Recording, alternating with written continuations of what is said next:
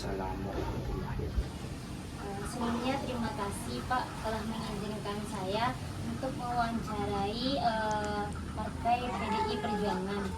Sebelumnya izin memperkenalkan diri Pak. Perkenalkan, nama saya Lili Humalia dari jurusan Pemikiran Politik Islam semester 4 dengan NIM 2130307004. Mungkin langsung saja ke pertanyaan pertama Pak.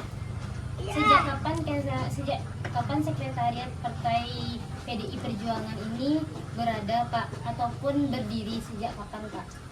Kalau untuk sekretariat itu PDI Perjuangan Kabupaten Tanah Datar sudah beberapa lokasi yang dipindah-pindah karena kami masih belum memiliki sekretariat yang permanen. Dalam artian kami masih menyewa untuk kantor atau sekretariat.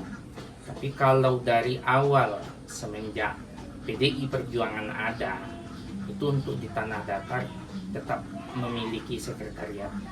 Setiap periodenya itu selalu ada dari semenjak tahun pemilu 1999.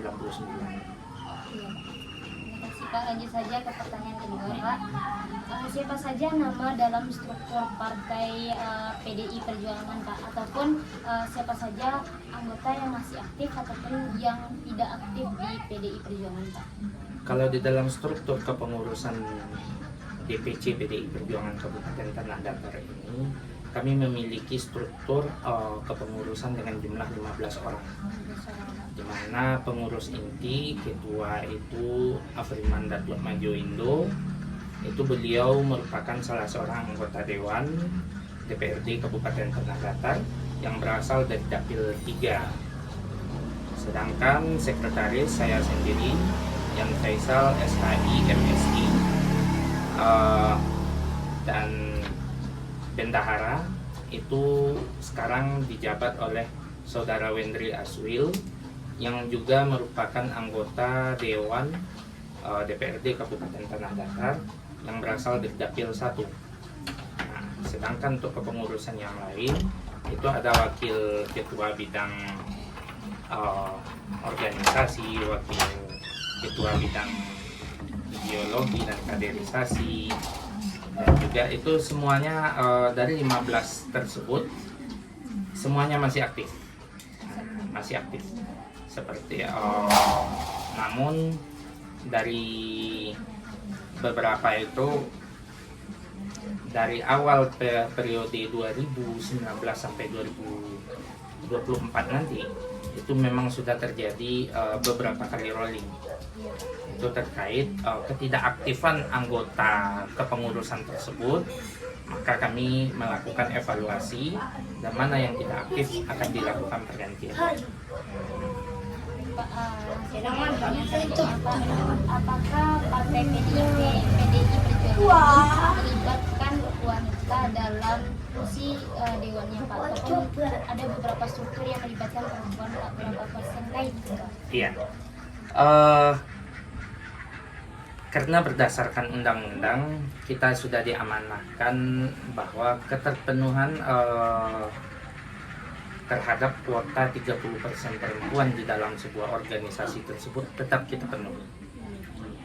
Apakah itu dari jumlah struktur kepengurusan DPC yang berjumlah 15 orang, itu berarti kita harus memiliki kepengurusan perempuan itu 5 orang. Jadi itu semua tetap kami penuhi. Dari 15 orang tersebut, 5 orangnya itu tetap perempuan. Begitu juga untuk setiap pemilu caleg itu kami mengakomodir 30% perempuan tersebut. Tetap 30% perempuan itu memang harus menjadi sesuatu yang mutlak. Kalau seandainya tidak mencapai, maka kami akan mengurangi jumlah yang laki-laki. Nah, makanya kita setiap partai itu, apalagi PDI Perjuangan yang dipimpin oleh seorang perempuan yang tangguh untuk di Indonesia, presiden pertama perempuan, dan juga putrinya sekarang juga menjadi ketua DPR RI yang pertama perempuan. Makanya PDI Perjuangan bukan partai yang mengenyampingkan peran perempuan dalam pembangunan bangsa ini. Mohon maaf Pak, kalau boleh tahu kan tadi ada 30% Iya. yang kuota untuk perempuan. Apakah di PDI Perjuangan itu udah dapat gitu Pak, siapa saja calonnya yang 30% tersebut Pak? Iya, 30% tersebut sudah kita lengkapi semua. Kita lengkapi semua. Baik itu untuk caleg, di mana setiap caleg di dapil yang ada di Kabupaten Tanah Datar itu kita penuhi. Seperti dapil 1 ada 9 caleg, Iya Pak. itu tetap kita penuhi 3 Tiga. sebagai 30%-nya. Terus di dapil 2 yang jumlah calegnya itu 8, itu minimal kita harus memasukkan 2 orang untuk melengkapi 30% perempuannya. Sedangkan dapil 3 dan dapil 4 juga berjumlah 9 orang, jadi kita memang harus memenuhi 3 orang. Jadi hal tersebut sudah kita penuhi semua. Tergantung hasil dari verifikasi yang dilakukan oleh KPU setelah ini.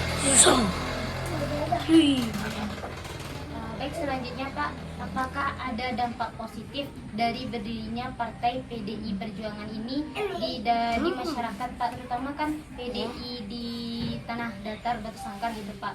Apakah ada dampak positifnya bagi masyarakat? Ya, dampak positif PDI Perjuangan di Tanah Datar. Iya Pak. Kalau kita melihat sebetulnya secara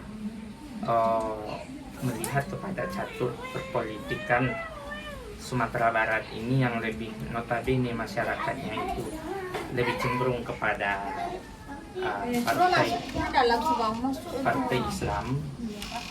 di mana PDI Perjuangan ini akan lebih sering mendapatkan sumbangan dan pengucilan di masyarakat ini, di mana tidak hal tersebut terlihat sebetulnya kalau dihitung-hitung dampak positifnya PDI Perjuangan di Tanah Datar ini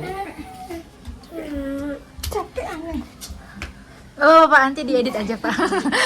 Bisa kok. PDI Perjuangan di Tanah Datar ini sebetulnya memberikan dampak positif yang sangat luas, apalagi dengan ada ikatannya PDI Perjuangan itu Ibu Ketua Umum yang notabene suaminya Bapak Taufik Kemas merupakan putra daerah Tanah Datar, yaitu putra Sabu. Nah, itu memberikan dampak yang positif sebetulnya. Namun masyarakat lebih menilai itu apa yang dikerjakan oleh PDI Perjuangan di Tanah Datar itu seakan-akan tidak ada. Iya Pak. Sementara kami tetap berjuang turun ke lini-lini akar rumput yang berada di bawah itu untuk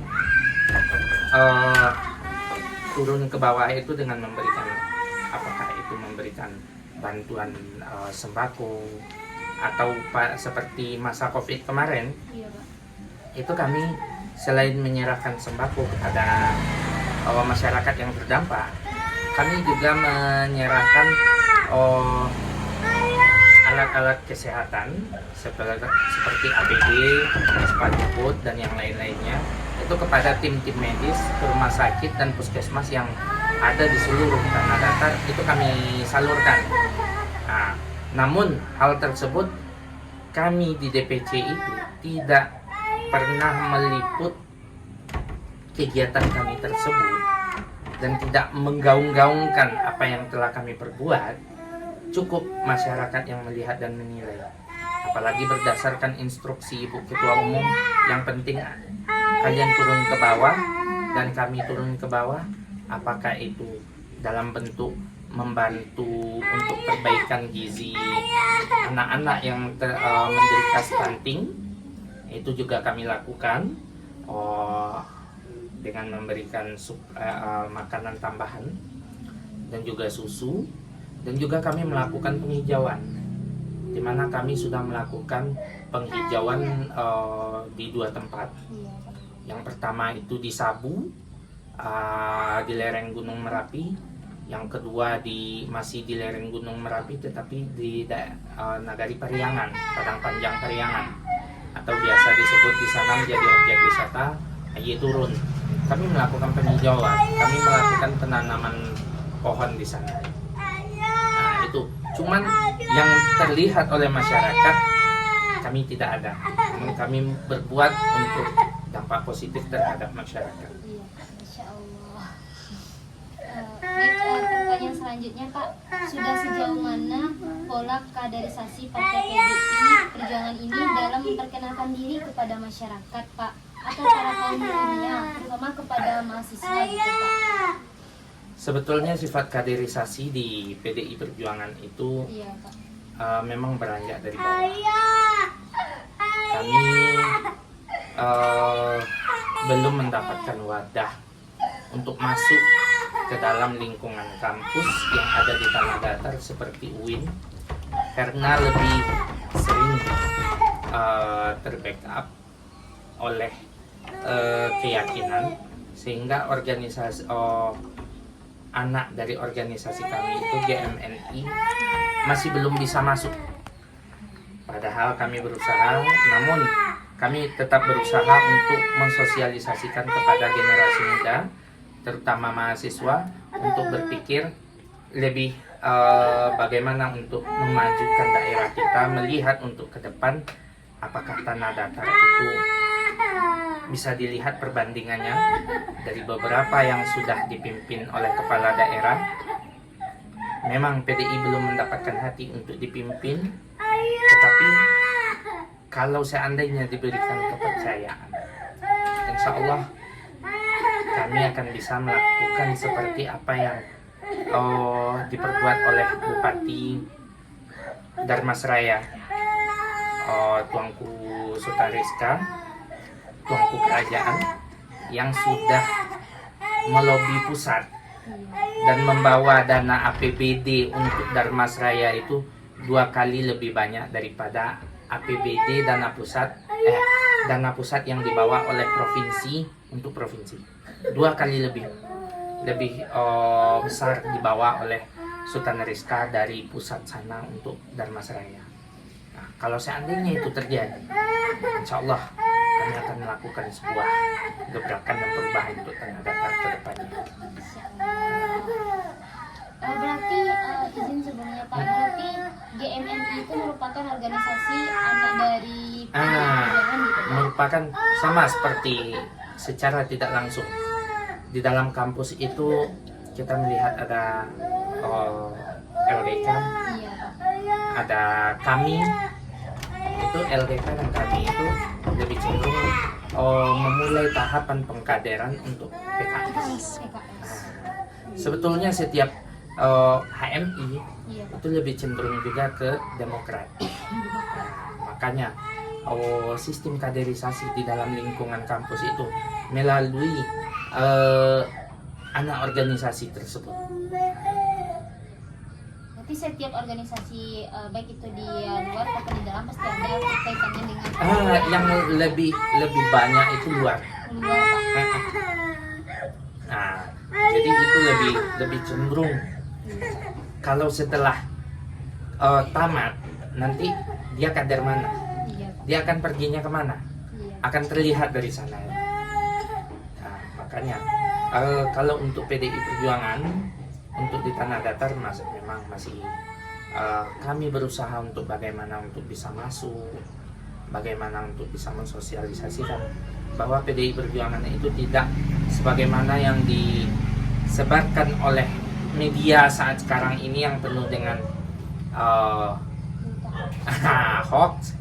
Padahal kita sebagai orang yang beriman diperintahkan untuk mengklarifikasi hal tersebut. Yang menjadi catatannya adalah orang yang beriman.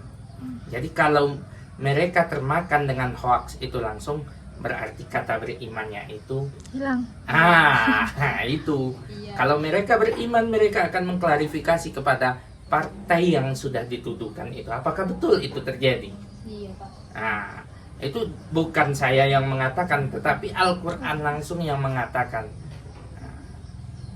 Baik, pertanyaan selanjutnya Pak, bagaimana posisi Partai PDI Perjuangan pada pemilu sebelumnya dan apa target dari partai tersebut Pak dalam pemilu yang akan datang di Indonesia Pak?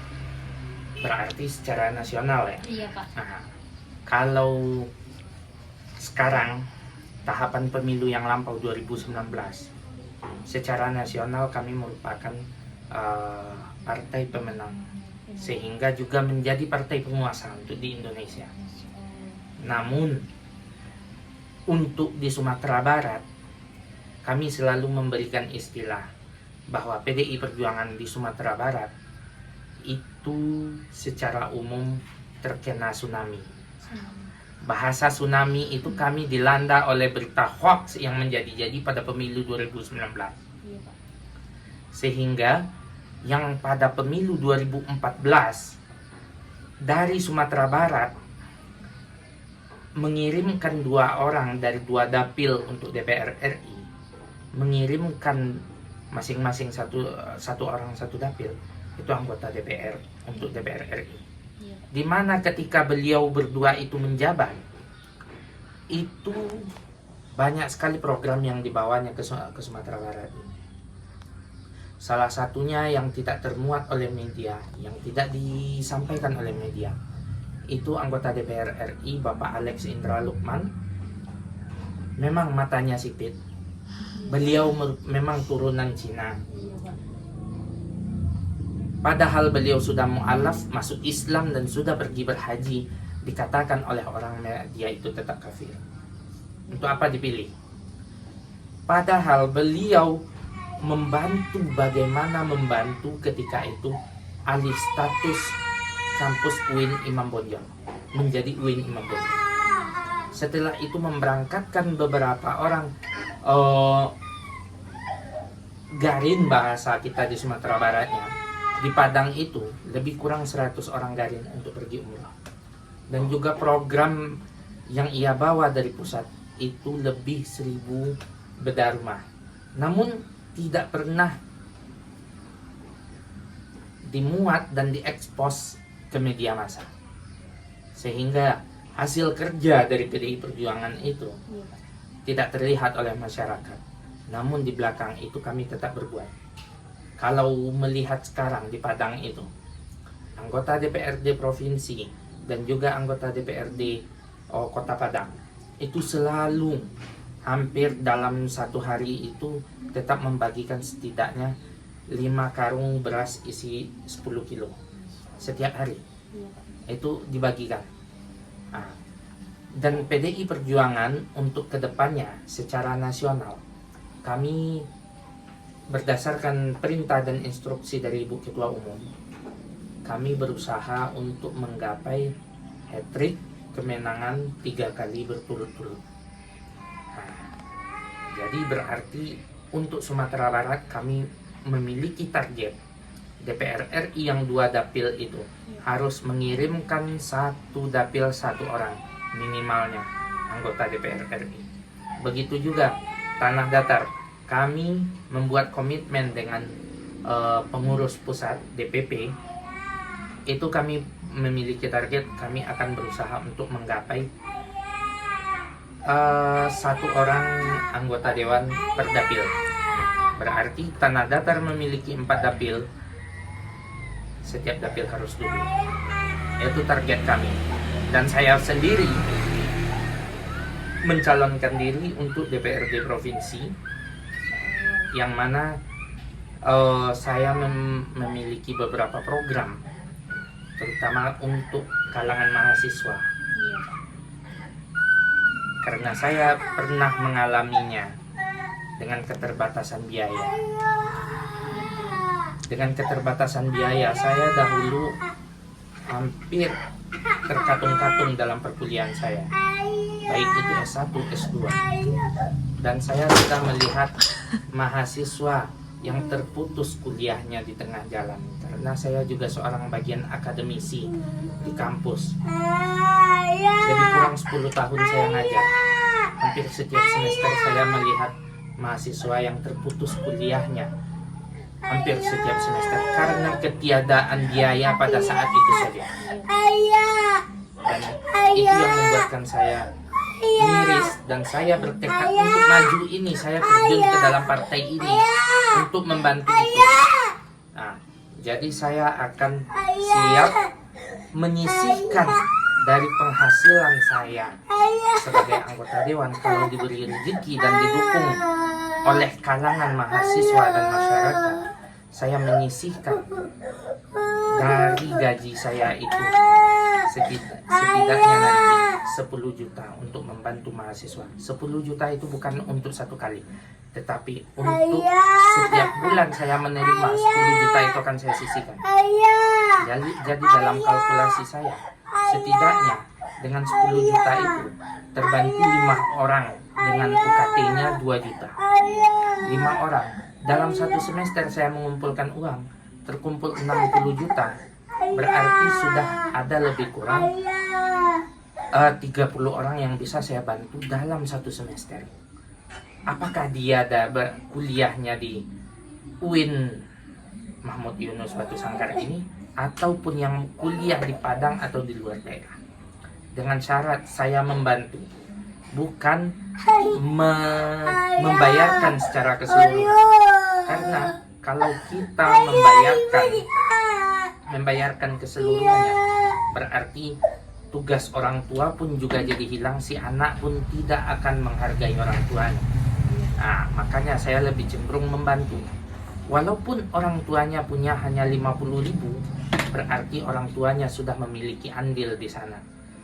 Jangan sampai anak mengatakan saya karena dia kuliah. Tetapi di sana dia akan menghitung 50.000 ada uang orang tua saya di sana. Tetap berapa ada uang orang tuanya kita tambah. Nah, itu untuk kalangan mahasiswa. Setelah itu saya melihat, setelah berjalan keliling kampung, masuk dan keluar kampung, melihat kehidupan masyarakat pada saat sekarang ini yang banyak terjerat oleh hutang dengan rentenir, di mana ketenangan dalam mencari atau bekerja itu sudah hilang. Jadi masyarakat itu harus dikembalikan ketenangannya itu. Bagaimana saya akan berusaha juga membantu untuk meringankan tersebut dengan memberikan permodalan usaha UMKM tanpa ditagih kembali. Dan saya akan turun melihat, karena itu sering saya lihat, itu bukan hanya saya pergi ke kampung orang, masuk ini itu saya bercerita, bukan di sana saja, bahkan di hadapan saya juga sering terjadi hal demikian. Bahkan sampai jam 10 malam, orang yang sudah meminjam uang tersebut akan masih ditunggu dan ditagih oleh orang.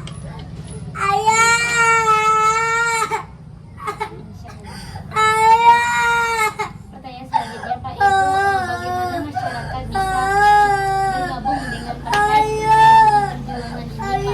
Serta apa saja syaratnya untuk bergabung di partai PDI Perjuangan Pak? Untuk gabung di PDI Perjuangan ini sebetulnya gampang saja. Iya Pak.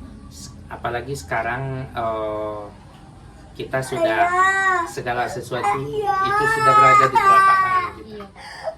Kita berada di telapak tangan, sudah bisa mendaftar dengan aplikasi yang sudah ada. Nah, tetapi kalau seandainya mendaftar langsung ke sekretariat, cukup membawa KTP dan juga foto. Itu saja. Sudah bisa kita proses untuk mendaftar sebagai kader dari PDI Perjuangan. PDI Perjuangan. Nah. Insya Allah. Pertanyaan selanjutnya Pak, bagaimana konsekuensi ataupun sanksi apabila ada oknum partai PDI Perjuangan ini melakukan tindakan yang dilarang oleh undang-undang Pak? Iya, itu yang sangat menarik sekali. Iya Pak. Mungkin sudah menjadi tontonan untuk seluruh masyarakat Indonesia. Iya Pak. Ketika kader PDI Perjuangan tersangkut dengan permasalahan yang melanggar undang-undang, itu PDI Perjuangan tidak akan memberikan proses hukum, akan diserahkan kepada aparat langsung apakah itu dari pihak kepolisian atau kejaksaan atau KPK langsung, PDI Perjuangan tidak akan ikut andil dalam usaha apapun terhadap kader yang nakal demikian. Mungkin walaupun dia wakil bendahara umum PDI Perjuangan DPP, mantan Menteri Sosial, Julian Peter Batubara, tersangkut kasus korupsi dana bantuan Kemensos, apakah PDI Perjuangan membela mati-matian kadernya tersebut? Tidak. PDI Perjuangan tidak membela, tidak memperjuangkannya, dan tidak memberikan bantuan hukum apapun. Itulah yang akan terjadi kepada kader PDI Perjuangan yang nakal, yang melanggar undang-undang.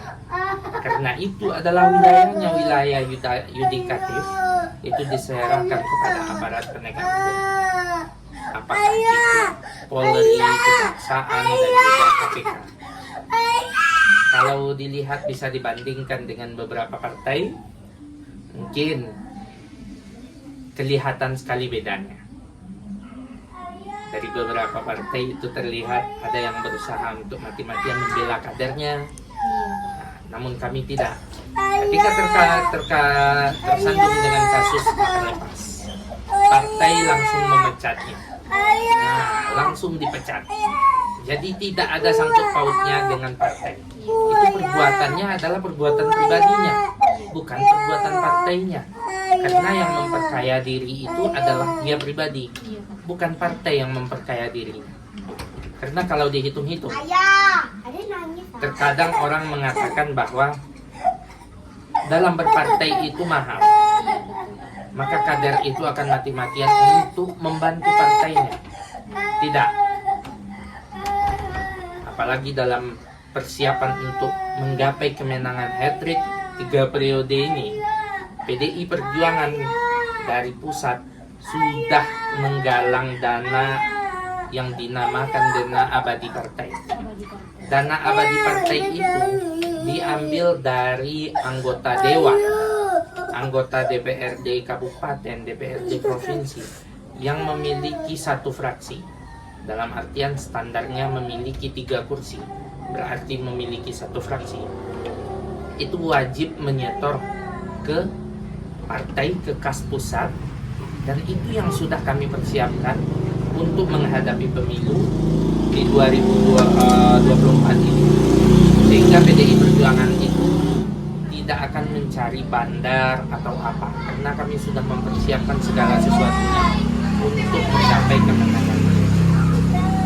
Jadi tidak diminta para kader untuk korupsi dan diserahkan ke partai, tetapi potongan gaji anggota dewan itu setiap bulannya yang lebih kurang itu yang harus di-store itu 2 juta per bulan, itu harus masuk ke pusat. Dan itulah yang akan lebih kurang itu, memang kalau membaca jumlah kas itu sudah besar untuk persiapan pemilu ini. Pertanyaan selanjutnya, Pak, apakah partai ini memiliki tujuan yang sama dalam membangun politik Islam yang santun dan tidak bermusuhan satu sama lain, Pak? Ya, PDI Perjuangan itu sebetulnya adalah partai yang tidak berlawanan dengan Islam. Iya, Pak. Sangat tidak berlawanan. Karena tujuannya itu adalah menyejahterakan masyarakat. Namun oleh orang, PDI Perjuangan itu lebih sering dicap sebagai partai karena kami merah, maka akan lebih dicap sebagai orang merah, dalam artian dikaitkan dengan partai politik periode yang lama sekali. Nah, jadi hal tersebut sangatlah bertolak belakang. Kami dalam PDI Perjuangan itu sangat beriringan dengan Islam.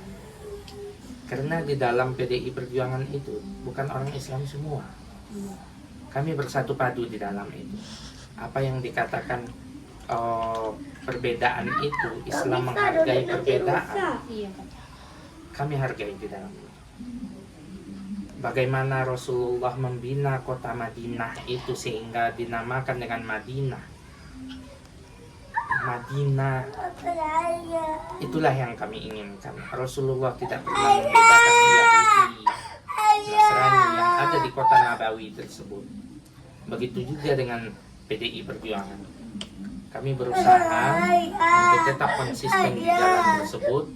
Kami akan selalu berjuang untuk sejalan dengan Islam. Karena ada beberapa dasar di dalam Al-Quran yang menjadi dasar bagi kami untuk berbuat. Karena salah satunya itu adalah, saya lupa ayatnya dan suratnya, tetapi saya masih ingat bagian dari artinya, bahwa di dalam Islam itu sendiri tidak diperbolehkan untuk mengisap darah saudara sendiri. Dalam artian kita tidak boleh mengambil manfaat dari saudara seiman kita ataupun tidak seiman kita hanya untuk kepentingan pribadi kita, untuk kepentingan syahwat kita saja. Tetapi kita mengambil kepentingan dari orang tersebut itu adalah kepentingan bukan untuk kita, tetapi kepentingan untuk masyarakat itu sendiri. Dikembalikan kepada masyarakat itu. Kita boleh mengambil kepentingan. Pemilu itu merupakan mengambil sebuah kepentingan. Kepentingan yang akan diambil dari masyarakat itu adalah duduk menjadi anggota dewan. Ketika sudah duduk menjadi anggota dewan, apakah kepentingan itu habis di sana? Kita mengambil kepentingan dari masyarakat hanya untuk kita duduk saja. Berarti itu hanya untuk pribadi kita. Kemana tanggung jawab kita? Kalau itu sudah kita perbuat, berarti kita sudah menyalahi Al-Quran. Tetapi kalau kita kembalikan kepada ayat Al-Quran, kita mengambil kepentingan dari masyarakat untuk duduk, dan kita kembalikan kepentingan itu untuk menyejahterakan dan memperjuangkan masyarakat, itulah yang dituntut oleh Al-Quran, sehingga kita tidak menghisap darah saudara kita sendiri. Jangan sampai kita hanya mengambil manfaat saja dengan berjualan, apakah itu berjualan agama, keyakinan, ini itu. Tidak. Kita akan sejalan dengan Islam selalu. Karena dasar kita tidak pernah kita lupakan. Pancasila, ketuhanan yang Maha Esa, itulah di dalamnya itu adalah Islam. Tidak bisa kita lepas dari hal demikian. Berarti izin bertanya Pak, berarti di dalam partai PDI Perjuangan itu ada boleh yang tidak beragama Islam Pak, misalnya hanya kayak Munis ataupun agama yang lainnya ikut bergabung di PDI Perjuangan? Boleh. Boleh Pak. Kita terima. Kalau kita tarik ke atas, Iya Pak. dalam perbedaannya itu, Iya Pak. Ketua DPD PDI Perjuangan Sumatera Barat itu sudah Islam, Bapak Haji Alex Indra Lukman itu Islam. Iya. Adiknya, anggota DPRD Provinsi Sumatera Barat, Bapak Albert Indra Lukman, itu adik beliau kandung, itu masih Kristen. Di tanah datar saja yang masih di PDI Perjuangan itu diisi oleh orang Islam, masih 100%. Kalau keluar daripada Sumatera Barat, dari tanah datar, itu sudah ada. Yang di Padang itu anggota DPRD Kota Padang, yang duduk sekarang itu menjadi anggota dewan itu dari PDI Perjuangan, itu Kristen. Yang di Padang Pak PDI. Iya, DPD, anggota DPRD Kota Padang. Iya Pak. Itu Kristen semua. Bapak Wismar Panjaitan, orang Batak. Ada juga Chinese. 3 orang itu di Padang itu. tidak Islam ketiganya. Iya. Makanya di PDI Perjuangan itu masih ada, apalagi di Bali itu PDI Perjuangan itu sangat besar. Iya Pak. Dan PDI Perjuangan di Bali itu rata-rata Hindu. Rata-rata Hindu. Nah, makanya setiap kali dalam acara kegiatan nasional, PDI Perjuangan itu akan tetap menyapa dengan membaca salam. Itu tetap yang pertama itu Islam, karena kita mayoritas. Yang kedua itu tetap dengan salam Kristen, Hindu, dan Buddha, juga Protestan. Itu tetap. Nah, karena itu sudah termasuk sebagai salam nasional. Iya. Jadi kalau untuk di tanah datar, PDI Perjuangan Tanah Datar masih 100% Islam dan berjuang untuk masyarakat. Masih saya membimbing kader di PDI Perjuangan Tanah Datar itu juga masih berasaskan kepada Al-Quran dan Sunnah. Jangan sampai kita meninggalkan masyarakat yang sudah memberikan kepercayaan kepada kita. Jangan hanya kepentingan kita yang kita ambil dari, tapi perjuangkan juga kepentingan masyarakat. Itu tetap menjadi ucapan saya setiap kali pertemuan di kantor partai. Iya, Pak. Mungkin sekian pertanyaan dari Iya. Didi Pak. Terima kasih untuk waktunya Pak. Nah. Kalau ada perkataan yang salah, gimana Pak? Ya sama-sama, kalau ada yang rasanya tadi tidak tepat, Iya Pak. Bapak juga maaf. Begitu juga nanti di dalam editingnya itu tolong disesuaikan. Iya Pak. Dan juga mungkin ada beberapa kata-kata tadi yang akan menyinggung partai lain. Iya Pak. Tolong itu diedit, karena kita tentu melihat banyak sedikitnya dalam pembicaraan kita ini tentu ada perbandingan juga. Iya Pak. Nah, apa kasus yang sedang bergerak sekarang? Kalau yang di PDI Perjuangan sendiri silakan. Nah, ya mungkin itu aja ya. Iya. Salam Pancasila. Salam. Merdeka. Merdeka. Merdeka. Merdeka. Merdeka. Merdeka.